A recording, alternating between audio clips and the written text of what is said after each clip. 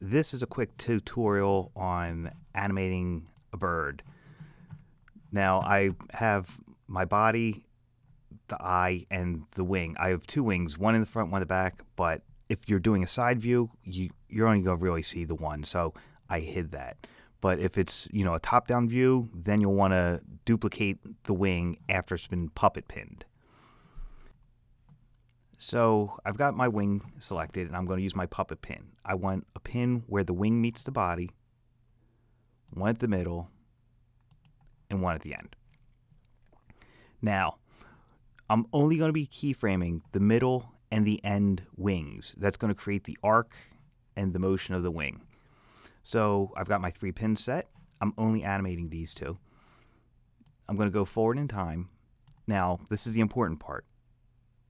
The up and down motion has to be done as best as you can because you're just going to copy and paste the keyframes and repeat the motion. So you want it to look as good as possible. So I'm going to raise the middle. I'm going to raise the end. And you see how we're getting some distortion in the wing. So I'm going to try and fix that out as best as possible. I'm going to move my screen a little bit. Let's just say for now it'd be here. I'm just guessing. I'm going blindly with the motion because I don't have a reference with me. But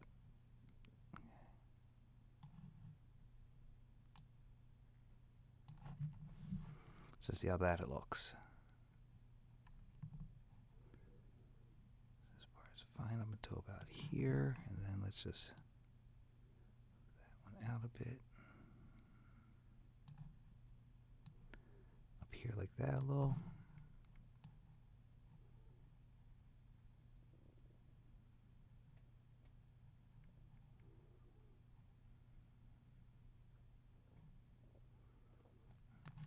And let's make it go here.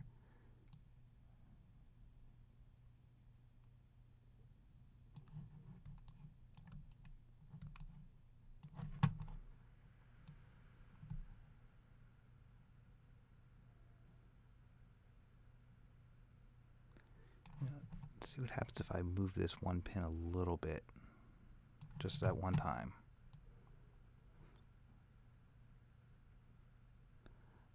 Okay, that's not bad. Let me go back here to the previous keyframe. How's that?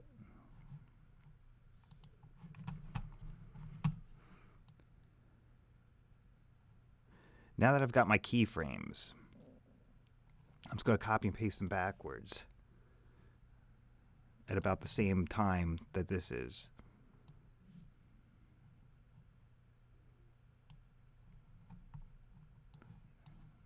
Hit U. Okay, there's my keyframes. I hit the U key to do that.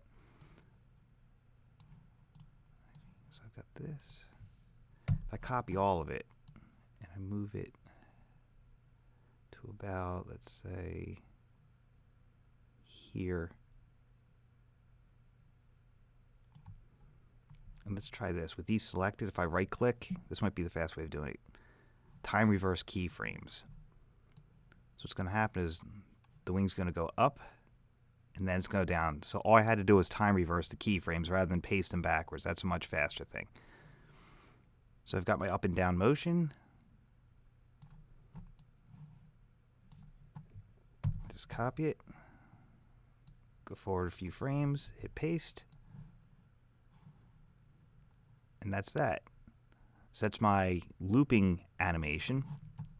Now, what I'm going to do is pretend this wing's not here. Like I said, you would duplicate the wing if it was a different view and you need to see both wings. Once you've got it moving, then you've got it, you duplicate it and you've got two of them moving perfectly together, if that's what you want.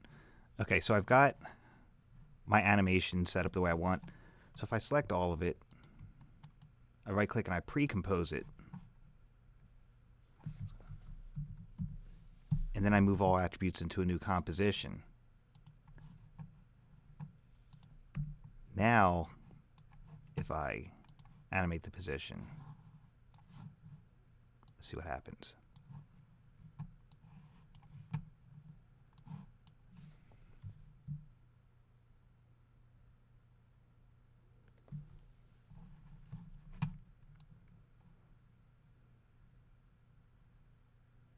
Now it stays together and it moves.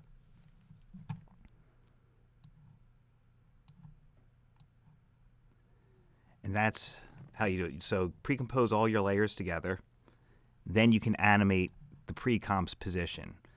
And since it's pre-composed, everything's going to stay together even if you rotate it if you need to. Remember, I copied and pasted the keyframes once I had them the way I wanted. Then I went forward a few frames,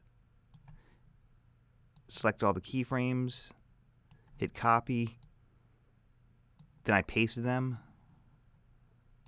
then I right-clicked on it, keyframe assistant, time reverse. So now it went, as the wing's going up, since I reversed it, now it's going back down in a similar motion. So you want that up or down however you're working.